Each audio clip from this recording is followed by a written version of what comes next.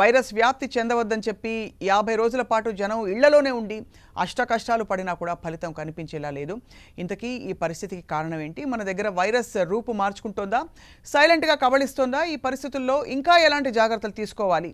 మనం సామాన్య జీవనం కావాలి, ఆర్థిక పరిస్థితి మెరుగవ్వాలి రాష్ట్రాల్లో అలాగే యావత్ దేశంలో అని చెప్పి పెద్దలందరూ సూచించిన తర్వాత లాక్డౌన్ క్రమక్రమంగా సడలించాలని చెప్పి ప్రభుత్వాలు నిర్ణయం తీసుకుంటున్నాయి. ఈ సమయంలో మరి ఇలాంటి పెరుగుదల సహజమేనా? పెరుగుతున్న కరోనా కేసుల కట్టడికి సర్కార్ ఇంకా ఏం చేయబోతోంది? స్వీయ రక్షణకు మన ముందున్న మార్గాలు ఏమిటి? ఇదే ఇవాల్టి స్పాట్లైట్. ఇదే అంశంపై మాట్లాడబోతున్నాం. అండ్ కాసేపట్లో జాయిన్ కాబోతున్నారు ప్రముఖ పూర్వ సీనియర్ ఐఏఎస్ అధికారి, అలాగే లోక్సత్తా వ్యవస్థాపకులు అండ్ వృత్తిపరంగా ఒకప్పుడు వైద్యులుగా ఉన్న అందరికీ సుపరిచితులైన డాక్టర్ జయప్రకాష్ నారాయణ గారు జాయిన్ అవుతారు. అండ్ ప్రస్తుతం 10 టీవీ స్టూడియోస్లో ఉన్నారు endocrinologist and diabetologist doctor Lakshmi Lavanya గారు, ఆలపాటి గారు. నమస్కారం అండి. నమస్తే స్వప్న అండ్ 10 టీవీ ప్రేక్షకులకి నమస్తే. అండ్ డాక్టర్ లక్ష్మీ లావణ్య గారు సుపరిచితులు, 10 టీవీ కరోనాకి సంబంధించిన అనేక డిబేట్స్లో కూడా పాల్గొన్నారు. And American society of endocrinology సభ్యులుగా కూడా ఉంటూ కొంతకాలం ఇతర దేశాల వైద్య పరిస్థితుల్ని స్థితిగతుల్ని కూడా క్షుణ్ణంగా స్టడీ చేసి వచ్చిన వారు కాబట్టి బహుశా ఈ పాండమిక్లో ఇది నార్మలా కాదా చెప్పబోతున్నారు. అండ్ డాక్టర్ జయప్రకాష్ నారాయణ గారు జాయిన్ అయ్యే లోపు డాక్టర్ లావణ్య గారు, ప్రస్తుతం ఇప్పుడు చూస్తే పరిస్థితులు ఈ నంబర్స్ ఏవైతే చూసామో అంటే సింగిల్ డిజిట్, డబుల్ డిజిట్లో ఉన్న ఈ రోజువారీ పెరుగుదల సహజం అంటారా? ఇప్పుడు యాక్చువల్గా ఇంకా మనం లాక్డౌన్లో ఉన్నాం కదండి స్వప్న. ఇంకా లాక్డౌన్లో ఉండి కూడా కొన్ని చాలా రిలాక్స్ చేశారు. అసలైన కీలకమైన రిలాక్స్ చేశారు. ఏంటి అంటే ఇప్పుడు మన ఇంటర్నేషనల్ ఫ్లైట్స్ని అలౌ చేసాము కంట్రోల్డ్ ఎన్వైరన్మెంట్లోనే. కానీ వాళ్ళు రాకముందు అక్కడ ఎయిర్పోర్ట్లో టెస్ట్ చేయలేదు. ఇక్కడ కూడా ఎయిర్పోర్ట్లో ఓన్లీ థర్మల్ స్క్రీనింగే చేశారు కానీ టెస్ట్ చేయడం జరగలేదు. వాళ్ళకి సిమ్టమ్స్ ఉంటే మాత్రమే వాళ్ళు ఐసోలేట్ చేసి టెస్ట్ చేయడం జరిగింది. వాళ్ళలో ఉన్న సైలెంట్ క్యారియర్స్ని మనం పట్టుకోలేనందుకు ఇప్పుడు మీరు చెప్పినట్టు ఫుటేజ్లో అందులో మీరు డేటా స్టాటిస్టిక్స్ చెప్పారు. ఎక్కువగా అందరూ కూడా బయట నుండి వచ్చిన ట్రావెలర్స్ గానే వాళ్ళు పాజిటివ్ వచ్చారు. అదిగాక వలస కార్మికులు వేరే దగ్గర నుంచి వచ్చిన ట్రైన్స్ నుంచి వచ్చిన పాజిటివిటీ కూడా వచ్చింది. సో మనకి లేని కరోనా వైరస్ బయట నుంచి కొత్త కేసెస్గా వచ్చిన వాళ్ళని ప్రతిదీ అనలైజ్ చేస్తే, ప్రతి ఒక్కళ్ళు వ్యక్తిగతంగా అనలైజ్ చేస్తే వీళ్ళకి మళ్ళీ ట్రావెల్ హిస్టరీ ఉంది. వేరే దగ్గర నుంచి ఇక్కడికి రావటం కానీ వేరే దేశాల నుంచి రావటం కానీ ఉంది. అలా కాకుండా మన దగ్గర కూడా ఆల్రెడీ ఉన్న కేసెస్ సైలెంట్గా పెరుగుతూ ఉన్నాయి. టెస్టింగ్ సరిగ్గా చేసిన స్టేట్స్లో ఇంకా కూడా పాజిటివిటీ ఎక్కువగా తెలుసుకున్నాము. ఫర్ ఎగ్జాంపుల్ మన నేబరింగ్ స్టేట్ ఆంధ్రప్రదేశ్లో 5700 కేసెస్ పర్ మిలియన్ టెస్ట్ చేశారు. మనకి తెలంగాణలో 589 కేసెస్ పర్ మిలియన్ మాత్రమే టెస్ట్ చేశారు. మరి చెప్పాలంటే తెలంగాణలో మోర్ రిస్క్ కదండి. ఇక్కడ మహానగరం హైదరాబాద్, సికింద్రాబాద్ ట్విన్ సిటీస్ ఉన్నాయి. మనకి క్యాపిటల్ బేస్ ఉంది. పాపులేషన్ డెన్సిటీ చాలా ఎక్కువ. మరి ఇలా ఎక్కువ ఉన్నా కూడా టెస్ట్ చేయకపోతే కొంత ఫెయిల్ అయ్యే అవకాశం ఉంది. అలానే టెస్ట్ ఎక్కువగా చేసిన ప్రాంతాలలో ఎక్కువ కేసులు నమోదమైనవి అంటాం కూడా కష్టమే. ఎందుకంటే టెస్టింగ్ వేరు, కేస్ పాజిటివిటీ వేరు. సపోజ్ జమ్మూ కాశ్మీర్లో 9800 టెస్ట్ పర్ మిలియన్ జరిగినాయి.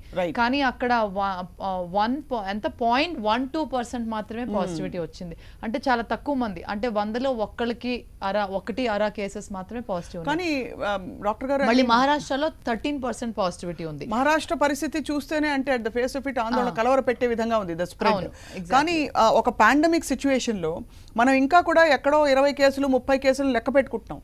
అంటే అఫ్ కోర్స్ అలా రాకపోవడం అంతకంటే ఎక్కువ మన అదృష్టం అనుకోవాలి, లేకపోతే వ్యవస్థీకృతంగా అంటే ఈవెన్ ఏపీలో కూడా మనకి అంటే తెలుగు రాష్ట్రాల్లో వీ హ్యావ్ అంటే చాలా తక్కువ కేసెస్ నమోదవుతున్నాయి. అవుతున్నాయి అనేది పెద్ద డౌట్ స్వప్న గారు. యాక్చువల్ గా ఇది ఎందుకంటే ఇది కరెక్ట్ గా టెస్ట్ బాగా చేస్తున్నారా, ప్రతి సిమ్టమాటిక్ పేషెంట్ ని టెస్ట్ చేస్తున్నారా? ఒకవేళ చేస్తున్నట్లయితే వాళ్ళ మీద ఎవరు విజిలెన్స్ పెట్టాలి? వీళ్ళు టెస్ట్ సరిగ్గా చేస్తున్నారా, చేయట్లేదా? ప్రతి పేషెంట్ ఎలా అంటే దీన్ని ఎలా ప్రభుత్వానికి తీసుకురావాలి, ఎలా వెలుగులోకి తీసుకురావాలి, ఆ పద్ధతి మీద నాకు ఎక్కువ ఐడియా లేదు. కానీ మీరు చెప్పినట్టు ఇందాక 5 పిటిషన్స్ వేశారంటున్నారు హైకోర్టులో. 5 పిటిషన్స్ మాత్రమే ఏంటి, ఇంకా ఎక్కువ వేయాలి. ఇది పబ్లిక్ ఇంట్రెస్ట్ లిటిగేషన్. ఇంకా ఎక్కువ మంది ముందుకు రావాలి. ఎందుకంటే మనం ఫైట్ చేయండి ఏది కూడా మనం సాధించుకోలేకపోయాం. ఇదివరకు మనం ఆర్టీసీ స్ట్రైక్ అవనివ్వండి, దిశ కేసు అవనివ్వండి, ఏదైనా కానీ ఫైట్ చేయండి యూ కాంట్ మన దేశంలో మనం కొంచెం ఫైట్ చేయాల్సిందే. ఫైట్ చేయకోకుండా మాత్రం మనం మన దేశాన్ని మనం సేఫ్టీగా ఉంచుకోవడం అనేది సాధ్యం కాదు. ఎందుకంటే you have to fight with law and order, you have to fight with the laws, you have to fight with the jurisdiction, you have to the voice of the people is very very important ఇక్కడ. మన guest రెడీగా ఉన్నట్టున్నారు. So doctor Jayaprakash Narayana గారు join అవుతున్నారు. Lakshminarayana garu, before we continue our discussion, JP garu నమస్కారం sir. నమస్తే స్వప్న. Right sir, almost ప్రతి వారం మనం రివ్యూ చేస్తున్నాం కరోనా పరిస్థితులు ఎలా ఉన్నాయని చెప్పి. అండ్ ఆర్థిక రంగం మెరుగుపడాలంటే తక్షణం మనం మెల్లిమెల్లిగా సడలింపులు అలౌ చేసి అలాగే జనజీవనం సాధారణ స్థితికి రావడానికి ప్రభుత్వాలు ప్రయత్నించాలని చెప్పి మీరు కూడా సూచించారు సార్. కానీ ఒక విషయం అందరం దృష్టిలో పెట్టుకున్నాం అప్పుడు మాట్లాడుకుంటున్నప్పుడే, దట్ కేసుల సంఖ్య పెరిగినప్పుడు వెంటనే బెంబేలు ఎత్తకూడదని చెప్పి. ఇప్పుడు పెరుగుతున్న కేసుల సంఖ్య ఏదైతే వివరాలు బయటకు వస్తున్నాయో తెలుగు రాష్ట్రాల్లో సార్, ఇవి బెంబేలు ఎత్తే విధంగా ఉన్నాయంటారా లేక చాలా సహజంగా సాధారణంగా ఉన్నాయంటారా సార్? ముందు వైద్య పరంగా మీరు చెప్పండి సార్ మీ అనుభవంతో. మన జనాభాతో పోలిస్తే ఈ కేసుల సంఖ్య చాలా స్వల్పం. మనకంటే రోజుకి 50, 100, 200 కేసులు కనిపించగానే మనకేదో చాలా పెద్ద 24 అవర్ టీవీలో. నిజానికి ఇందాక లక్ష్మి గారు అన్నట్టుగా ఇవాళ మన స్ట్రాటజీ ఏమిటి? ప్రపంచంలో కొద్ది దేశాలు మినహాయిస్తే, బహుశా సింగపూర్ కావచ్చు, వియత్నాం కావచ్చు, దక్షిణ కొరియా కావచ్చు, కొన్ని దేశాలు మినహాయిస్తే ప్రపంచం అంతా కూడా ఒక వ్యూహానికి వచ్చారు. ఏమిటంటే వ్యాధి వ్యాప్తిని మనం ఇంకా అరికట్టలేము, నెమ్మది చేయగలం కానీ దాన్ని ఆపలేము. కాబట్టి క్రమక్రమంగా ఈ కట్టడులు తొలగించి కొన్ని ఆంక్షలతో ఆర్థిక వ్యవస్థ ప్రారంభం కావాలంటే దాని వెనకాల వ్యూహం ఏమిటి? విధిగా వ్యాధి క్రమక్రమంగా వ్యాపిస్తుంది, వేగంగా వ్యాపించకుండా వేలాది మంది, లక్షలాది మంది ఒక్కసారి ఆసుపత్రి పాలు కాకుండా, ఎమర్జెన్సీ కేర్ అంతమందికి అవసరం లేకుండా, క్రమక్రమంగా పెద్దగా వ్యాధి రాకుండా ఇన్ఫెక్షన్ సోకి ఇమ్యూనిటీ వస్తే హర్డ్ ఇమ్యూనిటీ వస్తుంది. దీని వెనకాల మౌలికమైన సూత్రం అది. దానికి ప్రపంచం అంతా అంగీకారానికి వచ్చింది, యూరోప్ అంతా అంగీకారానికి వచ్చింది, అలాగే రెండు అమెరికా ఖండాలు, మన దేశం లాంటి దేశాలు కూడా. ఇది అనివార్యం, ఎందుకంటే దీన్ని ఇక మీరు ఆపటం అనేది సాధ్యం కాదు. కొన్ని దేశాల్లో వియత్నాంలో సాధ్యం కావచ్చు, ఇవాళ మనం స్థాయి దాటిపోయాం. కాబట్టి ఇప్పుడు మనం చూడవలసింది 2 విషయాలు. ఒకటి, మీకు ఈ హర్డ్ ఇమ్యూనిటీ రావాలంటే సుమారుగా 60-70% జనాభాకి ఇన్ఫెక్షన్ సోకాలి, అంటే వ్యాధి రాకుండా సోకాలి. కొద్ది మోతాదులో సోకటము, మీకు పెద్దగా వ్యాధి లక్షణాలు లేకుండా ఇమ్యూనిటీ రావటము, అంటే 70-80 కోట్ల మంది క్రమక్రమంగా సోకాలి వచ్చే సంవత్సరం, 2.5 కాలంలో. రైట్. మరి అలాంటప్పుడు ఆ 70-80 కోట్ల మందికి సోకటం ఎక్కడ? మనం మాట్లాడే 1000 కేసులు ఎక్కడ? అంటే బెంబేలు తక్కర్లా. మనం ఆలోచించాల్సింది దీని గురించి కాదు, ఎన్ని కేసుల్లో ఆసుపత్రి అవసరం అవుతోంది, ఎన్ని కేసుల్లో ప్రాణాంతకంగా పరిణమిస్తోంది. ఇన్ఫెక్షన్ భయపడక్కర్, ఇన్ఫెక్షన్ రావాలని వస్తుందని మనం నిర్ణయం చేసుకున్నాం ప్రపంచం అంతా కూడా. కానీ ఇన్ఫెక్షన్ ప్రమాద స్థాయికి వస్తే, ఆసుపత్రులు తట్టుకోలేకపోతే, ప్రాణాలు పోయే పరిస్థితి వస్తే అక్కడ గట్టిగా మన కళ్ళెం వేయాలి. కాబట్టి 2 విషయాలు. ఒకటి, ఆసుపత్రుల్లో మౌలిక సదుపాయాలు ఎమర్జెన్సీ కోసం ఏర్పాట్లు చేసుకోవటము. 2, ఇప్పటిదాకా మీరు చెప్పినట్టుగా టెస్టింగ్ పెద్ద ఎత్తున చేయటం. ఇప్పుడు ఆంధ్రప్రదేశ్ అనుకున్నాం మనం, ఉన్న వాటిలో మన రాష్ట్రాల్లో ఎక్కువ చేశారు. కానీ అక్కడ కూడా 10 లక్షలకు 5 లక్షల టెస్టులు అంటే 6% మాత్రమే టెస్టులు జరిగినాయి. అంటే 200 మందికి ఒక్కరికి టెస్ట్ జరిగింది. తెలంగాణలో దానిలో 10వ వంతు జరిగినాయి. ప్రపంచంలో అతి తక్కువ టెస్టులు జరిగినటువంటి దేశం మన దేశం. ఈ కారణంగా ఇతర దేశాల్లో 100కి 10 మందికి జరిగినాయి. చాలా దేశాల్లో 100కి 7, 8 మంది. అమెరికాలో 3, 4 వచ్చారు 100కి, అంటే 1000కి 40కి. మన 1000కి 40 కాదు, 1000కి మనం ప్రస్తుతం 5 స్థాయిలో కూడా లేవు. చాలా చోట్ల 1000కి 1, 2 స్థాయిలో దేశంలో ఉన్నాము. ఆంధ్రప్రదేశ్లో కూడా 1000కి 5 స్థాయిలో ఉన్నాం. అంచేత మనం టెస్టులు గణనీయంగా పెంచాలి. యాంటీజెన్ టెస్టులు, యాంటీబాడీ టెస్టులు 2 చేయాలి. యాంటీబాడీ టెస్టుల వల్ల వాటిని సెలెక్టివ్గా మన ర్యాండమ్ శాంపుల్ జాగ్రత్త సైంటిఫిక్ శాంపుల్ ప్రకారం చేసి, ఎక్కడ వ్యాధి మనకి విస్తరిస్తోంది, ఎక్కడ పెరుగుతుంది, దాన్ని నిర్ణయాలు తీసుకోవాలి, విధాన నిర్ణయాలు. రెండోది, మీకు తీవ్రమైన వ్యాధి ఎక్కడ వస్తుంది, అలా వచ్చినట్టయితే తట్టుకోవడానికి ఏర్పాట్లు ఉన్నాయా, ఎక్కడైనా కళ్ళెం వేయాలంటే అక్కడ స్థానికంగా ఏర్పాట్లు చేయాలి. ఆ రకంగా ఆలోచించాలి, కానీ స్థూలంగా కేసులను గురించి ఆలోచించాల్సిన అవసరం లేదు ఇప్పుడు. ఎందుకంటే సమాజంలో ఇవాళ నా కేసులు బహుశా దానికి 10 రెట్లు 100 రెట్లు నిదానికి ఉంటాయి ఇన్ఫెక్షన్లు, కానీ అవి వ్యాధి కేసులు కాదు, ఇన్ఫెక్షన్లు మాత్రమే. Right sir. అంటే ఈ కన్క్లూజన్కి రావడానికి కూడా మనకి 10 రెట్లు ఉందని చెప్పి దానికి ఏమైనా బేసిస్ ఉందా సార్? ఇది మ్యాథమెటికల్ మోడల్ ప్రకారం చెప్తున్నారా మీరు, లేక అంటే ప్రస్తుతం మనకి ఇన్ఫెక్షన్స్ ఉంటాయి ఎట్లా మన సమాజంలో ఉన్న పరిస్థితులు, ప్రపంచంలో ఉన్నటువంటి గణాంకాన్ని బట్టి తప్ప టెస్టింగ్ విస్తృతంగా చేస్తే మనకు అర్థమవుతుంది. ఉదాహరణకి జర్మనీలో ఇప్పుడు నెల క్రితం 15 రోజుల క్రితం టెస్ట్ చేస్తేనే కొన్ని ప్రాంతాల్లో, జర్మనీ అంతా కాకపోయినా ఆనాడు జర్మనీలోనే 15% మందికి యాంటీబాడీస్ ఉన్నట్టు తెలియదు. కొన్ని ప్రాంతాల్లో, దేశం అంతా ఉందని నాకు తెలియదు, ఉందని నేను చెప్పలేను. ఇప్పుడు బహుశా ఇంకా పెరిగి ఉంటుంది అది. కాబట్టి మన దేశం ఉన్న పరిస్థితుల్లో, నిరుపేదలకి లాక్డౌన్ పనికిరాని పరిస్థితుల్లో, మరి ఇరుకు ఇళ్లలో ఉన్న పరిస్థితుల్లో, బతుకు తెరువు కోసం చెప్పిన వాళ్ళు సామాజిక దూరాన్ని సరిగ్గా పాటించలేని పరిస్థితుల్లో మనకి ఖచ్చితంగా చాలా విస్తృతమైన స్థాయిలో ఇన్ఫెక్షన్ సోకుంటుంది, వ్యాధి వచ్చి ఉండదు. కానీ వాస్తవం తేలాలంటే టెస్ట్ని పెద్ద ఎత్తున చేయాలి. యాంటీజెన్ టెస్టులే కాదు, యాంటీబాడీ టెస్టులు కూడా చేయాలి. సో ఇక్కడ సార్ ఒక ప్రశ్న సార్, మిమ్మల్ని అడిగిన అనంతరం తర్వాత మన లక్ష్మీ లావణ్య గారు కూడా స్పందించవలసిందిగా కోరుతున్నాం. ఒకటి అంటే వ్యాధి సిమ్టమ్స్ వస్తేనే మనకంటే నొప్పెడితేనే దెబ్బ తగిలినట్టు అని అంటారు మామూలుగా ఒక నానుడిగా. ఇప్పుడు వ్యాధి సిమ్టమ్స్ లేని వాళ్ళకి చేయాల్సిన అవసరం లేదనే ఒక మెడికల్ లాజిక్ని చాలామంది, చాలా రాష్ట్రాలు, తెలంగాణ రాష్ట్రంలో కూడా ఉదాహరణకి సిమ్టమ్స్ లేకపోతే చేయట్లేదు. హైకోర్టు కూడా సీరియస్ అయింది ఈ విషయంలో. అయితే అంటే ఆ పరిస్థితి కానీ అలాంటి ఒక లాజిక్ వర్తించాలంటారా సార్? నిజంగా అవసరమైతేనే చేయాలి కదా టెస్టులు, లేకపోతే యాంటీబాడీస్ వస్తే వచ్చాయి.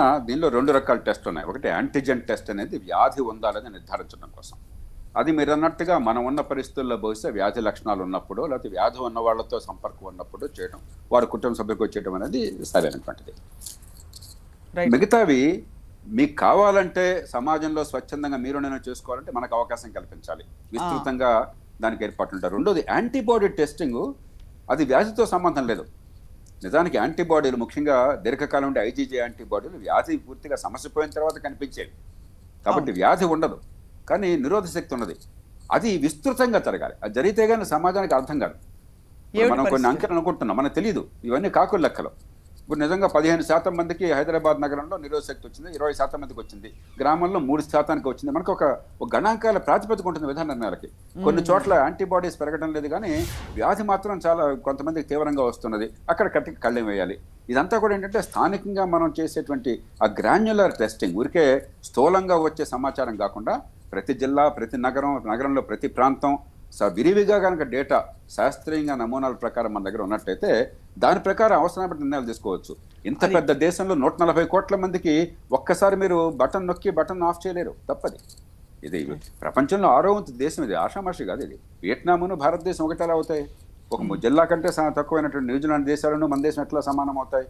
కాబట్టి ఇంత దేశాన్ని ఒక 100-150 దేశాలుగా భావించే మానసికంగా ఈ విషయంలో ఆ రకంగా డేటా వచ్చేట్టుగా, అవసరమైతే స్థానిక నిర్ణయం ఉండేట్టుగా మనకు టెస్టులు కావాలి. రైట్ సార్, ఇదే క్వశ్చన్ డాక్టర్ లక్ష్మీ లావణ్య గారు మిమ్మల్ని కూడా అడుగుతున్నాం. అంటే టెస్టింగ్ అన్నది without symptoms how is it going to help అని ఆఫ్ కోర్స్ డాక్టర్ గారు కొంత చెప్పారు, జేపీ గారు కొంత చెప్పారు, మీరు కూడా జేపీ గారు చాలా బాగా చెప్పారు. యాక్చువల్గా మెడికల్ పాయింట్స్ కొన్ని చెప్పారు. యాంటీజెన్ డిజీజ్ని పట్టుకుంటుంది, యాంటీబాడీ టెస్టింగ్ ఏమో ఇమ్యూన్ రెస్పాన్స్ని పట్టుకుంటుంది, అదేమో కన్ఫర్మేటరీ, ఇది స్క్రీనింగ్. 2 టెస్టులు చాలా బాగా ఉపయోగించుకోవాలి. టైంకి మనం దాన్ని ఒక అనాలిసిస్కి వాడుకోవాలి ఈ టెస్ట్ని. అంటే ఇప్పుడు ఆయన చెప్పినట్టుగా పాపులేషన్ వైడ్ టెస్టింగ్ అంటే యాంటీబాడీ టెస్టింగ్ అంటే ఇది ఎంత వ్యాప్తిగా ఉంది, వీళ్ళలో ఎంత డిజీజ్ని ఎదుర్కోగలిగే శక్తి ఉంది. అంటే ఆల్రెడీ డిజీజ్ వచ్చిపోయింది, ఆర్ వచ్చి రికవర్ అయ్యారు, ఆర్ వచ్చి బాధపడి రికవర్ అయ్యి ఉండొచ్చు. ఏ విధంగా అయినా వాళ్ళ హర్డ్ ఇమ్యూనిటీ చెప్తుంది యాంటీబాడీ స్క్రీనింగ్ టెస్ట్. అంటే ఈ యాంటీబాడీ టెస్ట్ ఎట్లా అంటే మనం జనరల్ పాపులేషన్లో చేయొచ్చు. More number of testing like వుహాన్లో చేశారు. ఇప్పుడు ఎంతమంది సెకండ్ కర్వ్ వస్తుందేమో అనే భయంతో వుహాన్లో చేయబడుతుంది. ఇప్పుడు చాలా మందికి చేసేసారు. అట్లా మనం అంత యాంటీబాడీ స్క్రీనింగ్ టెస్ట్ చేయగలమా? ఎందుకంటే అది బ్లడ్ తీసి చేయాల్సిన టెస్ట్. అది యాంటీజెన్ స్క్రీనింగ్ ఏమో మన నేజల్ స్వాబ్తో చేస్తారు, అప్పటికప్పుడు వాళ్ళు ఇన్ఫెక్టెడా కాదని తెలియటానికి. సో యాంటీజెన్ స్క్రీనింగ్ తప్పనిసరిగా ఈ వలస కార్మికులకి, ఎయిర్పోర్ట్లో వచ్చే వాళ్ళకి, దిగిన వాళ్ళకి ఎక్కే ముందు చేయాలి. కానీ antibody screening test general population అందరికీ, అంటే స్కూల్ తెరిసే ముందు ప్రతి బేబీ, ప్రతి కిడ్కి, ఆర్ ఫ్యాక్టరీ తెరిసే ముందు ప్రతి వర్కర్కి, ఆర్ బ్యాంక్లో ప్రతి ఎంప్లాయీకి అలా చేయాల్సిన టెస్ట్ యాంటీబాడీ స్క్రీనింగ్ టెస్ట్ అనేది. సో అలా మనం చేయగలమా? ప్లస్ అందరికీ చేయాల్సిన అవసరం ఉందా? ఏ అనాలిసిస్ మీద మనం ఇది నేర్చుకోవాలి? సపోజ్ జమ్మూ అండ్ కాశ్మీర్లో టెస్ట్ పాజిటివిటీ రేట్ ఇస్ 0.15%. అంటే 100 మందిలో ఒక్కళ్ళో అరకో టెస్ట్ ఉండొచ్చు. మహారాష్ట్రలో 13% పాజిటివిటీ రేట్. అంటే మనం చేసిన వాళ్ళలో పాజిటివ్ వచ్చింది చెప్తున్నా. అదే కనుక తమిళనాడులో 4%, గుజరాత్లో 6.7%, మళ్ళీ ఆంధ్రప్రదేశ్లో 1.2%, మళ్ళీ తెలంగాణలో కూడా 1.2%. ఎందుకంటే టెస్టులు తక్కువ చేశారు కదా. టెస్టులు తక్కువ చేసినా ప్రాబ్లమే, టెస్టులు ఎక్కువ అవసరం కంటే చాలా ఎక్కువ చేసి అక్కడ కేసులు లేకోకుండా మనకి ఏదో కిట్లు ఉన్నాయి కదా అని దబదబ చేసుకుంటూ పోయినా సరే మనకి పాజిటివిటీ తక్కువ. లైక్ జేఎన్కేలో పాజిటివిటీ చాలా తక్కువ ఉంది.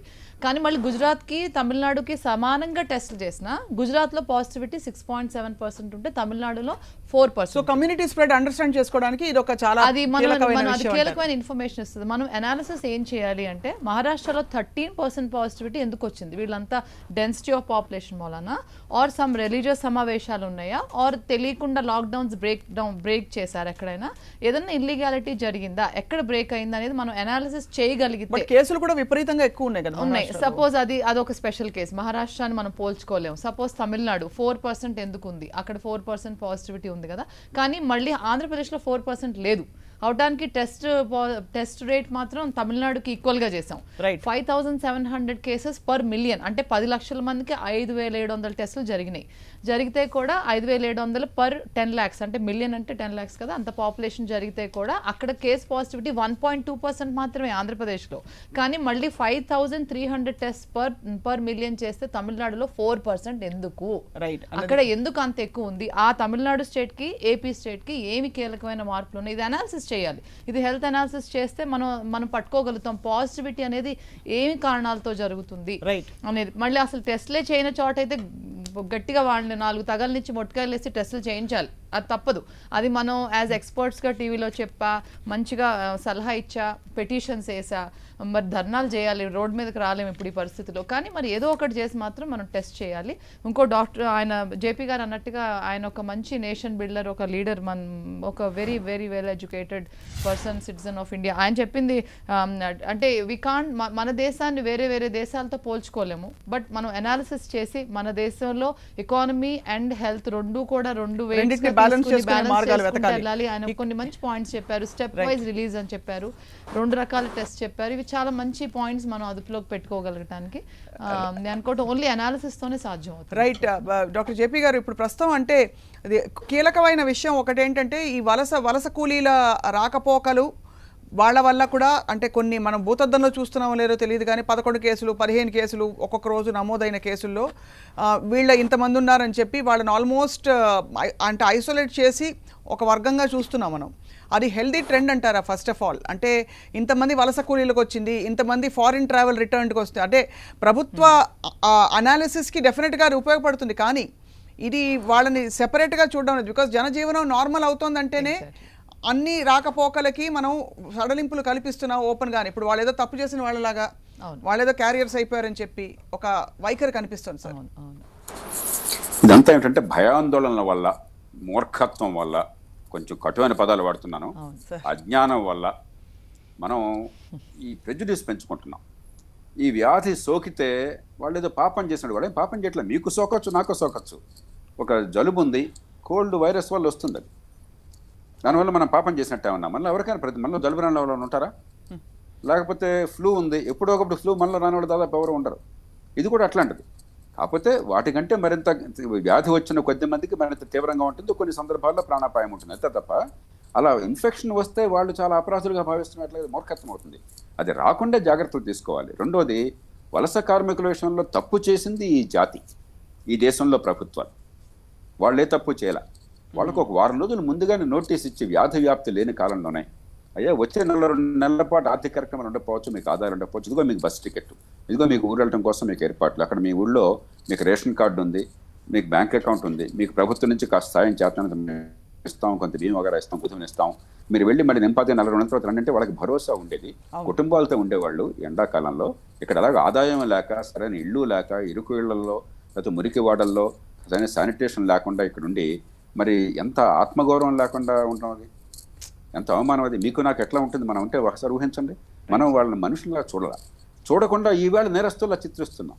ఒకవేళ దానివల్ల ఈవేళ నగరాల నుంచి గ్రామాలకు కొంత సందర్భం వ్యాధి వచ్చిందనుకోండి, ఇది సమాజం చేసిన పొరపాటుకి కొంత మూల్యం చెల్లించాలి, అంతే తప్ప దీనిలో ఎవరు తప్పలేదు. రెండోది, తీవ్ర వ్యాధి ఎవరికి రావటంలా.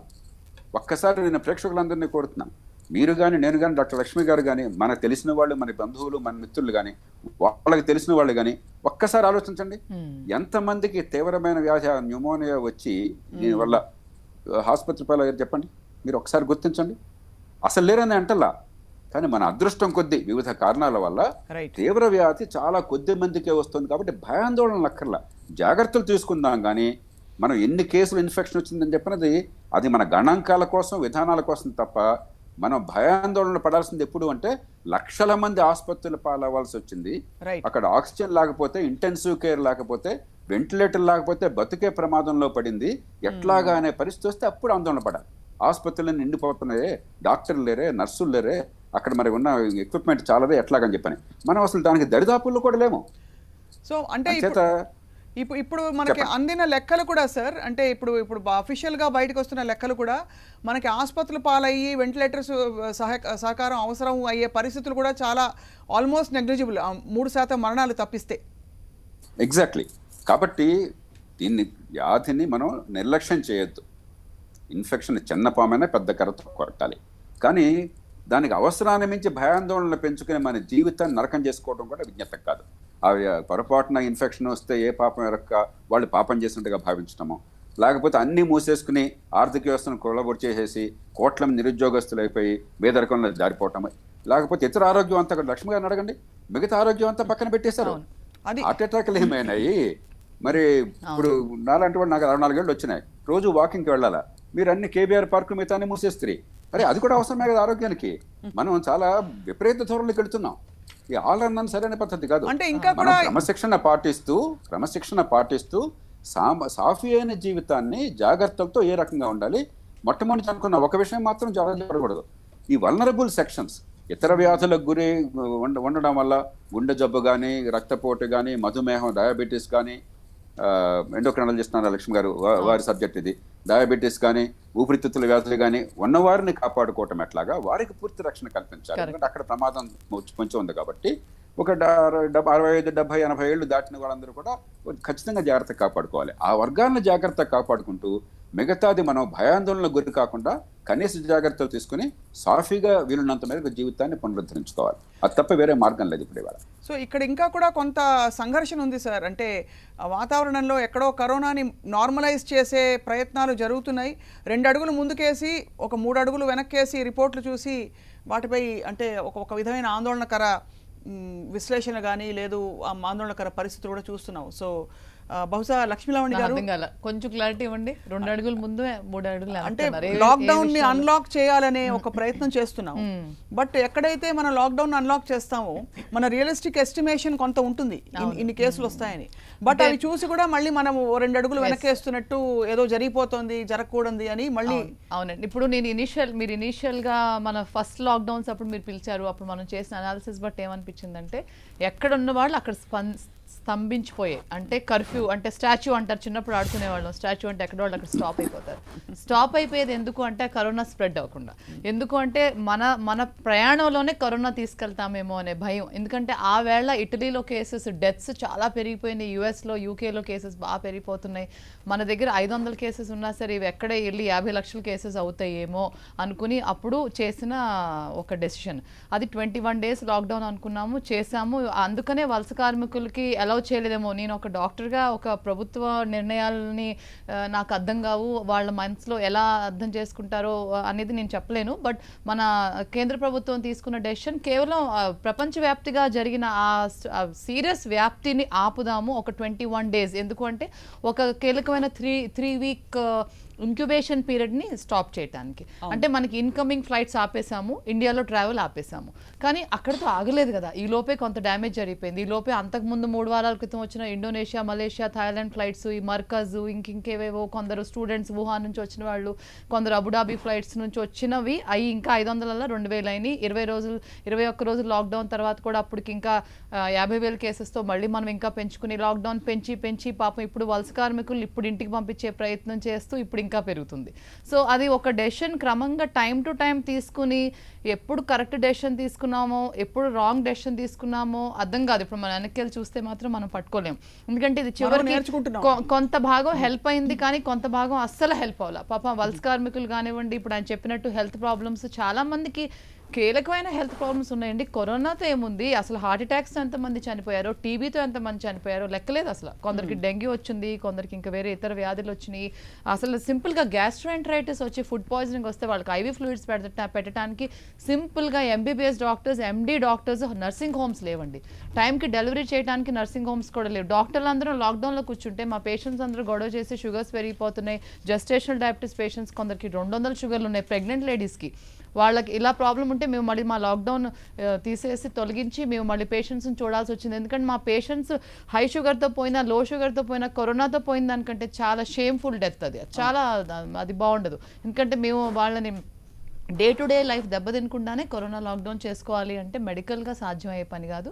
కానీ మీరు అన్నట్టుగా ఇప్పుడు ఫ్యూ కేసెస్ డెత్స్ చాలా తక్కువ ఉన్నాయి. అంటే 3% మాత్రమే మార్టాలిటీ రేట్. సో ఈ రైజ్ లో కూడా మనం చూసే పాజిటివ్స్ ఏంటంటే ఈ పాయింట్ ఇదివరకు తెలియదు స్వప్న. అంటే we don't know that hour mortality rate will be only 3%. We didn't know about this on March 22 Janata curfew రోజున. ఆ తర్వాత 21 డే లాక్డౌన్ అప్పుడు మనకు తెలియదు. ఆ రోజున ఒక కీలకమైన నిర్ణయం తీసుకోవాల్సి వచ్చింది మన ప్రభుత్వం. ఒక నిర్ణయం తీసుకోవాలి. Do we know that now? We kind of know that now because we have a 30% recovery rate. So ఇప్పుడు మనం ఏం చేయాలి, లాక్డౌన్ ఎత్తేసి ఆల్మోస్ట్ 41% అంటున్నారు. మనం సోషల్ డిస్టెన్స్ మెయింటైన్ చేసుకుంటానే, వ్యక్తిగతంగా ఎవరు సోషల్ డిస్టెన్సింగ్ వాళ్ళు మెయింటైన్ చేస్తానే, టెస్టింగ్ పెంచుకుంటా. ఇక్కడ ఒక పాయింట్, ఇంకా we can't continue to have a lockdown and more problems to our citizens of India. Right. ఇక్కడ we have to learn from the mistakes or from the experience, I would say. Doctor JP గారు, just like అంటే ఇప్పుడు ఒక యుద్ధం చేసినప్పుడు దాక్కుని లేకపోతే స్తంభం వెనకాల నుంచి షూట్ చేయడం ఇది కుదరదు. కాబట్టి ఈ సోషల్ డిస్టెన్సింగ్ కూడా అనేక పరిస్థితుల్లో అదొక మిత్ అని అనిపిస్తుంది సార్, ఒక భ్రమ ఏమో అనిపిస్తుంది. ఎందుకంటే ఎక్కడ చూసినా కూడా సార్, అంటే రూరల్ ఏరియాస్లో, సెమీ అర్బన్ ఏరియాస్లో అంతా కూడా మాస్కులు చాలామంది వేసుకోవట్లేదు. అది శ్రేయస్కరం అని సూచించట్లేదు సార్ మేము, కానీ ఇది అబ్జర్వేషన్ మాత్రమే. అండ్ చాలామంది చాలా సాధారణంగా ఒక అడుగు 2 అడుగుల దూరంలో కూడా బాగా కిక్కిరిసిపోయిన మార్కెట్లు ఇప్పటికీ కొనసాగుతున్నాయి. This is the reality of మన దేశం ఇప్పుడు. సో మరి ఈ పరిస్థితుల్లో సార్ ప్రభుత్వం వైపు నుంచి నియంత్రణ ఉండాలా, ఉండకూడదా సార్ సూటిగా మనకి ట్యాకిల్ చేయడానికి? ఎయిర్పోర్ట్స్ ఇవన్నీ ఆర్గనైజ్డ్ 5 స్టార్ హోటల్స్ ఇవన్నీ పక్కన పెడితే ఇతర చోట్ల నియంత్రణ ఉండాలా, ఉండకూడదా సార్?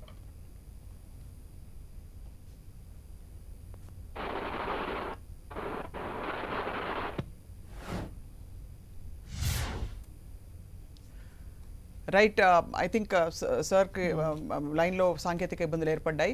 సో వారు స్పందించే లోపు డాక్టర్ లక్ష్మీ లావణ్య గారు, నిజంగానే యూనో సోషల్ డిస్టెన్సింగ్ మీరు అన్నట్టు it's a joke in our country అండి. మనం యాక్చువల్గా మనం ఎంత ఫాలో అవ్వాలని ట్రై చేసినా పరిస్థితులు బాగున్నంత వరకు మనం సోషల్ డిస్టెన్సింగ్ ఫాలో చేయగలుగుతాం. కానీ మళ్ళీ మా రిసెప్షన్లోనే మర్చిపోతాం. ఒక నిమిషంలో మందులు చెప్తూ ఉండగా దగ్గరికి వచ్చి ఎలా వేసుకోవాలమ్మా ఇన్సులిన్, ఎలా మందులు వాడాలని దగ్గరికి వచ్చి అడుగుతాం. మళ్ళీ వాళ్ళని దూరంగా నుంచోబెట్టాలి అంటే మనం మర్చిపోతాం. సోషల్ డిస్టెన్సింగ్ ఎంత గుర్తు పెట్టుకుంటామో అంత మర్చిపోతాం కూడా. ముట్టుకోవటం కూడా ఎంత గుర్తు పెట్టుకుంటామో అంత మర్చిపోతాం. అండ్ ఇక్కడ వల్నరబుల్ ఏరియాస్ లో, వల్నరబుల్ పాయింట్స్ లో ఉండొచ్చు. అంటే మార్కెట్స్ చూడండి, మన ఇండియన్ మార్కెట్స్ చూడండి, ఇండియన్ ట్రైన్స్ చూడండి, ఆటో రిక్షాలు చూడండి. అసలు ఎక్కడైనా సరే జనం మనుషుల పక్కన మనుషులు నుంచుంటాం. ఎంతకాలం సోషల్ డిస్టెన్సింగ్ మెయింటైన్ చేయగలం? సోషల్ డిస్టెన్సింగ్ కంటే ముందే మనకి హర్డ్ ఇమ్యూనిటీ వచ్చేస్తుంది. ఈ కరోనా వస్తుంది, కరోనాతో పాటు ఇమ్యూనిటీ కూడా వస్తుంది. చెప్పడానికి అసలు బాగుండదు, ప్రేక్షకులకి వినటానికి బాగుండదు. ఎంతమందికి అయితే వస్తుందో వస్తుంది, ఎంతమంది రికవర్ అవుతారో అవుతారు. 30% రికవర్ అవుతున్నారు మన దేశంగా. చాలా అదృష్టం, మన ఇమ్యూనిటీ చాలా బాగుంది. పోయిన వాళ్ళు పోతారు, ఉన్నవాళ్ళు ఉంటారు. ఉన్నవాళ్ళు హెల్దీగా ఉండండి, ప్రయోజకులు అవ్వండి, మంచి ఇంటెన్షన్ ముందుకు తీసుకెళ్ళండి, ఇన్నోవేషన్స్ తీసుకురండి, మంచి ఐడియాస్ ఇవ్వండి. ఇది కూడా ప్రాబ్లీ లిటిల్ ఎక్స్ట్రీమ్, అంటే మనకి వినడానికి జనం ఎక్స్ట్రీమ్, చాలా ఎక్స్ట్రీమ్. డాక్టర్ గా అలా చెప్తే నెగిటివ్ చెప్పడం మాకు అసలు ఇష్టం ఉండదు. ఏదున్నా తగ్గిపోతుంది, బాగవుతారు అని చెప్పి పంపిస్తాం. ఎన్ని చేసినా ఇది భయంకరమైన జబ్బు, కానీ మీరు బాగవుతారు అని చెప్పాలి. అయితే మన దేశంలో ఎంతో మందికి రాగలదు, వచ్చిన వాళ్ళు పోతారు, ఉన్న వాళ్ళు ఉంటారని చెప్పడం అసలు బాగాలేదు. కానీ చివరికి అదే అవుతుంది. రైట్. డాక్టర్ జేపీ గారు, ప్రశ్నని మళ్ళీ రిపీట్ చేస్తున్నాను సార్. అంటే సామాజిక దూరం, భౌతిక దూరం ఏదైతే సార్, భౌతిక దూరం అనే ఒక నియమం సరే ఫస్ట్ లాక్డౌన్లో పెట్టుకున్నాం. ఇప్పుడున్న పరిస్థితుల్లో ఈ భౌతిక దూరంపై నియంత్రణ, తర్వాత అసలు మామూలుగా కట్టడి చేసే ప్రయత్నాలు ప్రభుత్వం వైపు నుంచి చాలా కుస్తీ పట్టి తలకిందులు తపస్సు చేసి పోలీసుల్ని అసలు సమాజం మీదకి వదిలి చాలా అవస్థలు పడుతున్నారు సార్ రాష్ట్ర ప్రభుత్వాలు కూడా, మీకు తెలిసిన విషయమే. ఇది నిజంగా భ్రమ అంటారా సార్? సామాజిక దూరం, భౌతిక దూరం ఇప్పటి పరిస్థితుల్లో లాక్డౌన్ ఓపెన్ చేసిన తర్వాత లేదు సాధ్యం అంటారా సార్ నియంత్రణ? 2 విషయాలు స్వప్న. మొట్టమొదటిది 2-3 పర్యాయాలు మనకి రికవరీ రేట్ని గురించి ప్రస్తావన వచ్చింది. నిజానికి రికవరీ రేటు మనకు వచ్చిన అంకెలన్నీ కూడా గణాంకాల్లో ఉన్నటువంటి తప్పులు. ఎందుకంటే జామెట్రిక్ ప్రోగ్రెషన్లో నిన్నటి కంటే ఇవాళ కంటే రేపు కేసులు గణనీయంగా పెరుగుతున్న దశలో గత నెల రోజుల కేసులు చాలా ఎక్కువ ఉంటాయి, అంతకుముందు కేసులు చాలా తక్కువ ఉంటాయి. రికవరీ అయింది ఎవరు? అంతకుముందు వచ్చిన వాళ్ళు. అవును, గత నెల రోజుల్లో కేసులు రికవరీ ఇప్పుడు కనిపించదు. కాబట్టి 30% కాదు, 97% రికవర్ అవుతుంది. 97% దేనిలో? వ్యాధి కనిపించిన వాళ్ళు 97%. ఇన్ఫెక్షన్ వచ్చిన వాళ్ళు లెక్కేస్తే, నేను చెప్పాను ఇందాక టెస్టులు చేస్తే కానీ తెలదని చెప్పాను, కానీ మనం ప్రపంచ ప్రమాణాల ప్రకారం కనీసం 100కి 1000 మందికి ఇన్ఫెక్షన్ వచ్చి ఉంటుంది. కాబట్టి 1000కి 3 ప్రాణాపాయం వస్తున్నది. అంచేత రికవరీ రేట్ 30% కాదు. ఈ గణాంకాలు నిన్న ఇవాళ మట్ల లెక్కకూడదు. నెల క్రితం వచ్చిన ఇన్ఫెక్షన్లో అప్పుడు ఎంతమంది రికవర్ అయ్యారు. రైట్ సార్, రైట్ లక్ష్మీనారాయణ గారు, perhaps మీరు continue. or maybe I don't know if I have a different view. చెప్పనివ్వండి sir. Yeah sir, please continue sir. ఇప్పుడు you are back online sir. ఆ పరిశుభ్రత అర్థం కానటువంటి దేశంలో, మరి దేశంలో కొంత సమయం పడుతుంది. కానీ నేను అనుకోవటం నాకు నిరాశ లేదు. నాకు సమాజంలో 100కి 80 మంది పాటిస్తున్నారు. అదొరికి ఎప్పుడు లేని పరిశుభ్రత కానీ, చేతులు కడుక్కోవటం కానీ, కొన్ని జాగ్రత్తలు పాటించడం కానీ 100కి 100 మంది పాటించట్లా. 100కి 80 మంది పాటించినా కూడా దాని ప్రయోజనం ఉంటుంది. మిగతా వాళ్ళకు కూడా నచ్చ చేద్దాం. ముఖ్యంగా చెప్పాల్సింది ఏంటంటే, ఇది మన కోసం మాత్రమే కాదు. పూర్ణారోగ్యం ఉండి పెద్దగా వయసు మళ్ళని వాళ్ళైతే వ్యక్తులుగా మీ మాస్క్ వేసుకున్న మీకు తేడా లేకపోవచ్చు, కానీ మీ ఇంట్లో వృద్ధులు ఉన్నారు, మీకు కావలసిన మీ తల్లిదండ్రులు ఉన్నారు, లేకపోతే ఇంట్లో ఎవరు జబ్బులు ఉన్న వాళ్ళు ఉన్నారు. వాళ్ళ ప్రాణాలు కాపాడడం కోసం మీరు జాగ్రత్తలు.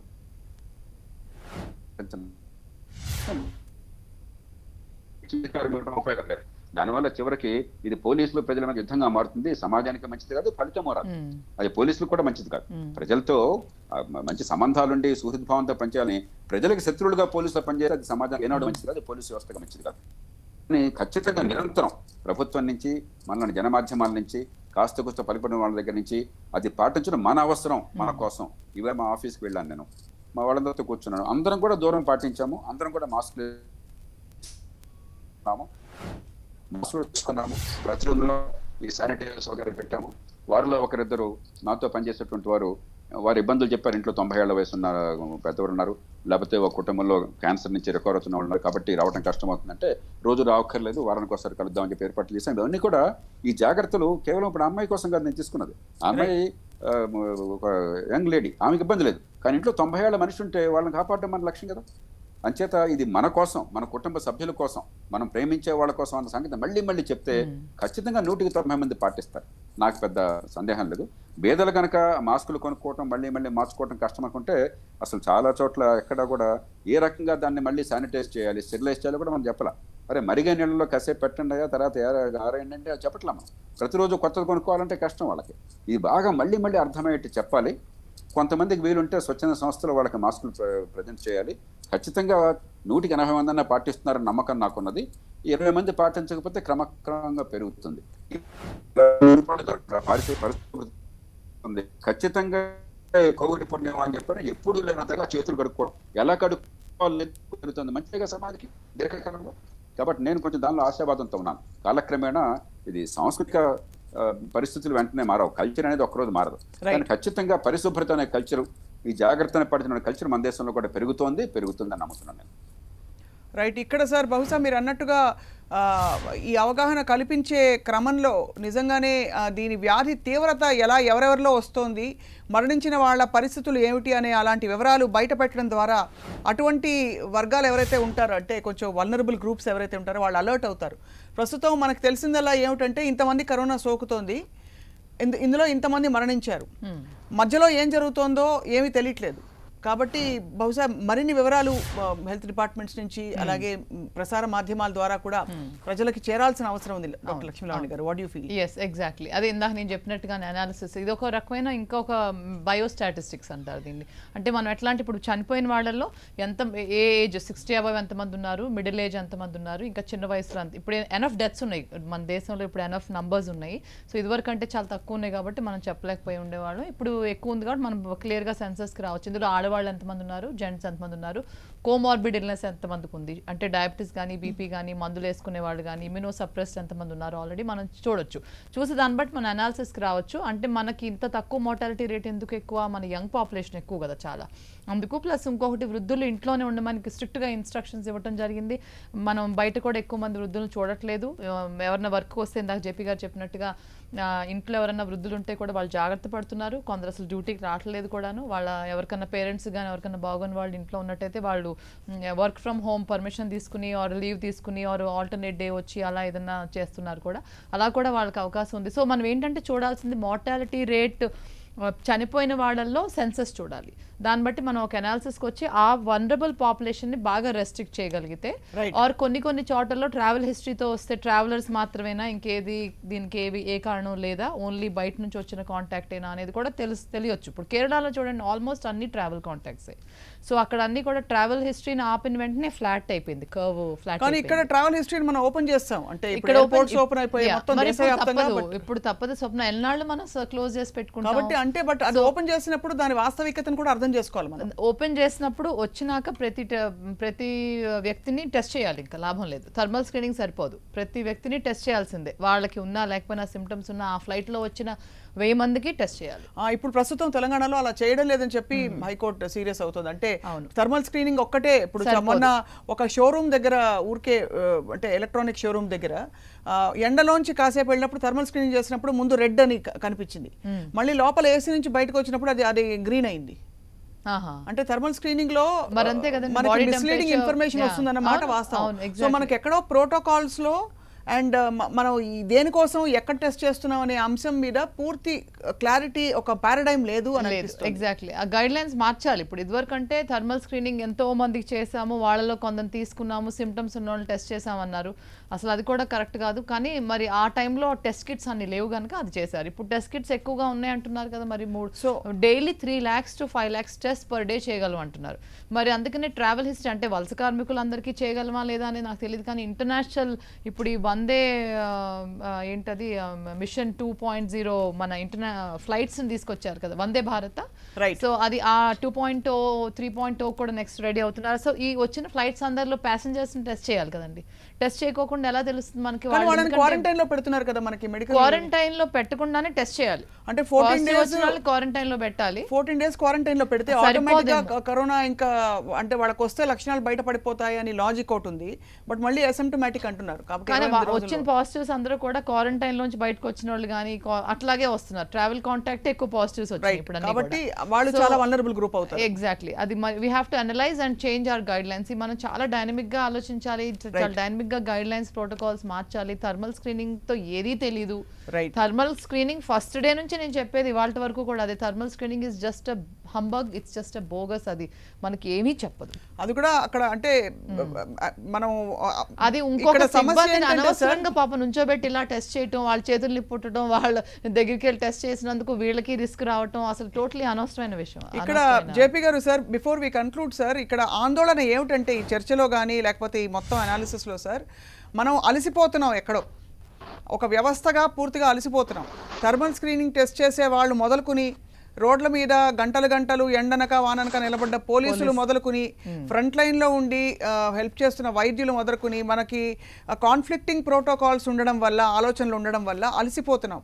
సో దీనికి పరిష్కారం ఏమిటి సార్? ఇప్పుడున్న పరిస్థితుల్లో మనం లాక్డౌన్ సడలించాలి, ముందుకు దూసుకెళ్ళాలి అని మన ఒక సంకల్పం కేంద్రం నుంచి వెలువడింది. ఇక రాష్ట్ర ప్రభుత్వాలు అమలు చేయాలి దీన్ని. So what is the solution sir దీనికి?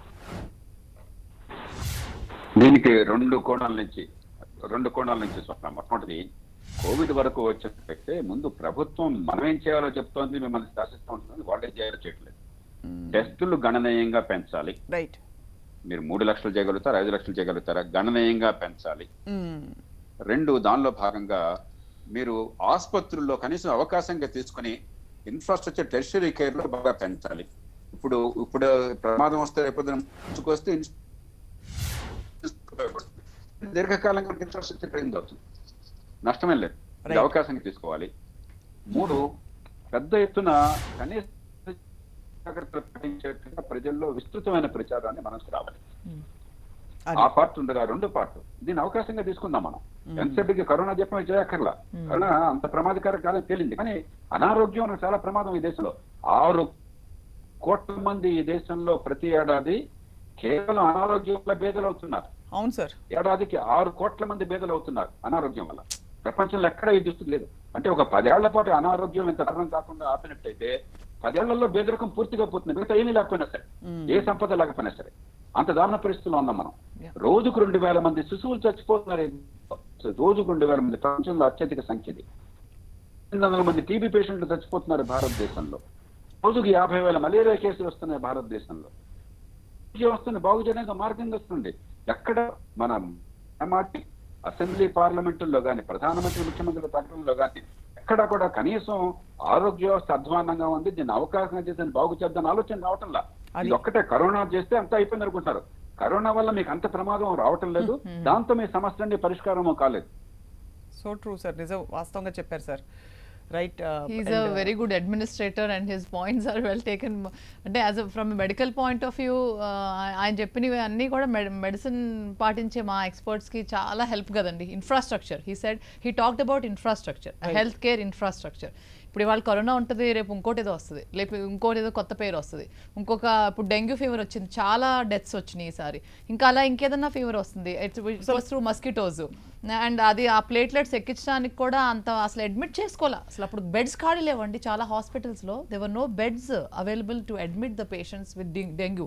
చిల్డ్రన్కి ఫస్ట్ ప్రయారిటీ ఇచ్చారు, అడల్ట్స్కి బయట కూర్చోబెట్టారు, వాళ్ళని వెయిటింగ్ పెట్టారు, ఇంట్లో పంపించేశారు. వాళ్ళు డెంగ్యూ ఫీవర్తో వస్తే ఐవీ ఫ్లూయిడ్స్ ఇవ్వాల, ప్లేట్లెట్ ట్రాన్స్ఫ్యూజన్ చేయలేకపోయారు. అలా చాలా మంది డెత్స్ మనకి due to lack of medical care జరిగింది. సో ముందు మెడికల్ వ్యవస్థ మీద దృష్టి పెట్టాలి. ప్రస్తుతం ఉండే ఈ తక్షణ సమస్యకి టెస్టింగ్ అండ్ దాన్ని అక్కడికక్కడ ముందు ట్రేస్ చేసే సదుపాయాలు పెంచాలి. మూడోది, last but not the least, అసలు కరోనా మీద ఫోకస్ మైక్రోస్కోప్లో దాని గురించి మాట్లాడడం మానేసి చర్యలు తీసుకుంటూ ఏదైతే జనజీవనం సాధారణ స్థితికి తీసుకురావాలనే సంకల్పంతో మొదలెట్టామో దానికి వెసులుబాట్లు కల్పించాలి. ఆ వెసులుబాట్ల బదులు మనం ఆందోళన పడినా, లేదు కేసుల సంఖ్య పెరుగుతోంది, ఇట్స్ ఎక్స్పెక్టెడ్. వలస కూలీలు వచ్చారంటే ఖచ్చితంగా 100 మంది వచ్చారంటే 30 మందికి వచ్చిందంటే ఇట్స్ నాట్ అలార్మింగ్ థింగ్. పోనీ ఆ నంబర్ ఆఫ్ బాగా చెప్పారు మీరు, బాగా సమ్మరైజ్ చేశారు అంతా కూడా.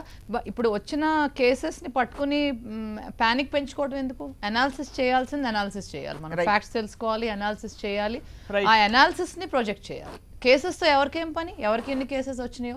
ఆంధ్రాలో కేసెస్ పెరిగిపోతున్నాయి అంటది మా ఇంట్లో వచ్చే వంటకి హెల్ప్ చేసే అమ్మాయి.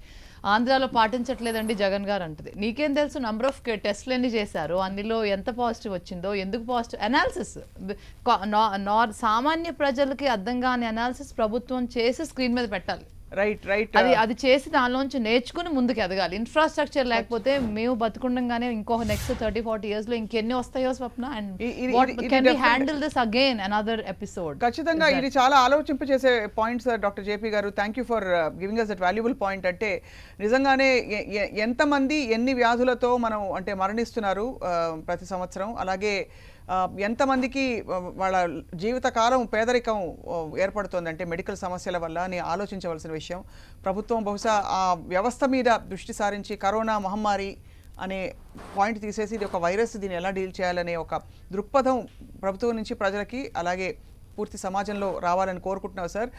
చర్చిద్దాం సార్. ప్రతి వారం వచ్చే వివరాలని బట్టి అలాగే ఎక్స్పీరియన్సెస్ని బట్టి మనం ఏ విధంగా ప్రభుత్వాలు ముందుకెళ్తే బాగుంటుందని చెప్పి మీ అమూల్యమైన సూచనలు ఇచ్చినందుకు ధన్యవాదాలు సార్ డాక్టర్ జేపీ గారు అండ్ డాక్టర్ లక్ష్మీ లావణ్య గారు. మీకు కూడా ధన్యవాదాలు. ఇది ఇవాల్టి 10TV స్పాట్ లైట్. అండ్ చిన్న విరామం తీసుకుందాం and will be back. Updated హెడ్లైన్స్తో వార్తలు కొనసాగుతాయి. Stay with us.